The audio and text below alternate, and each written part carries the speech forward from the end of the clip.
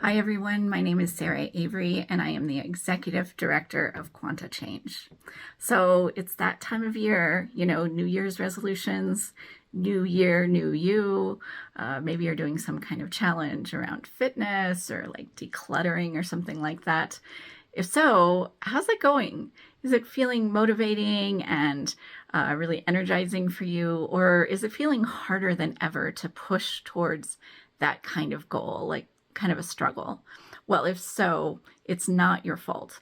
It's because that struggle comes from something called learned distress.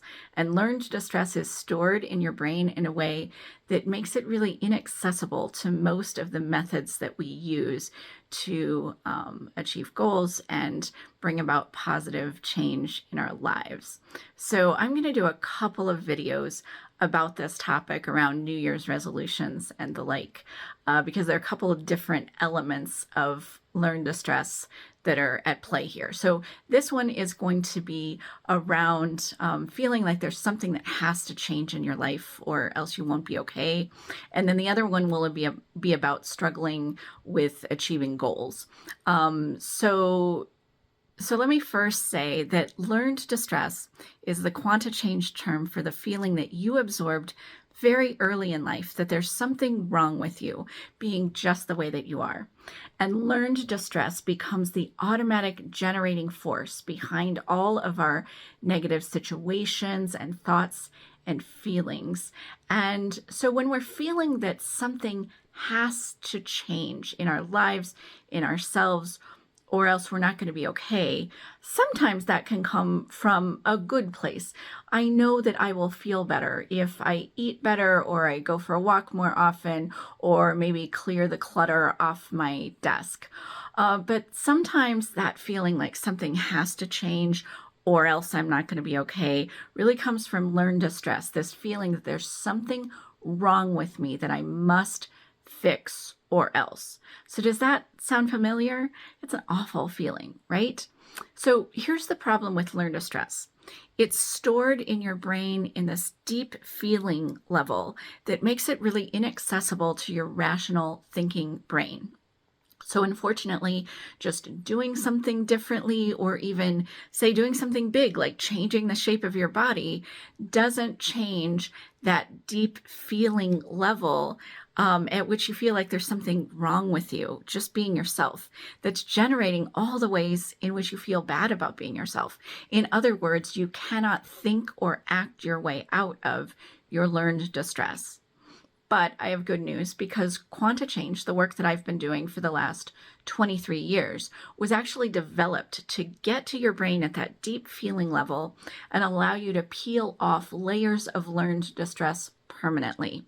When you do that, your core well-being expands to take the place that learned distress was sitting. So your well-being is the feeling that you are just great and perfectly okay, just being yourself. Really, I mean it. You really can feel completely okay just being yourself. And the more that feeling takes up space inside of you, the more you really feel that way. You are okay exactly as you are. And sometimes that feeling even generates you then doing things to take better care of yourself, like eating a little bit better, or going for a walk more often, or maybe clearing out your closet of the clothes that have been sitting in there for 20 years or something like that. Not that I know anything about that. So, this is without forcing it. This is just because it feels good to do. It feels kind of spontaneous and good and right. It's nothing that you have to keep working at to keep yourself doing. You just are feeling good being yourself and doing good things for yourself as a result that feel easy to do. That really is how it works. I've been seeing this in my clients and myself really for more than 2 decades now. So let me give you an example of this. So I had a client who, she found it pretty easy to keep most of her house really clean. That just felt good to her and easy. But she always found that dishes were piling up in the sink for a few days at a time, and it really bugged her. So she'd been unlearning some learned distress, and One day she just woke up, looked at the dishes in the sink, and thought, wait a second, that's not hurting anybody. That's not such a big deal. Why have I been so worried about that? It felt different to her spontaneously without working for it. In fact, the only time I ever heard that there was a thing for her with the dishes was after this feeling change had happened, because she'd been unlearning learn distress, and it just brought this about for her spontaneously. So this is what I see all the time for people with quanta change, and I've seen this kind of shift happen in how people feel about just being themselves in every realm of life. So if this sounds intriguing to you, you'd like to maybe experience this kind of change for yourself, the first step is to get your free personalized report to find out which of the 6 patterns of learned distress you have. They are called the idealist, the perfectionist, the optimist, the caregiver, the defeatist, and the dictator. And to do that, you're going to go to my website and take a free in-depth, scientifically validated personality test that measures learned distress. And I will send you your report with your pattern of learned distress and the kinds of positive change that people tend to see from quanta change when they have your pattern. So to do that, go to my website, quantachange.com.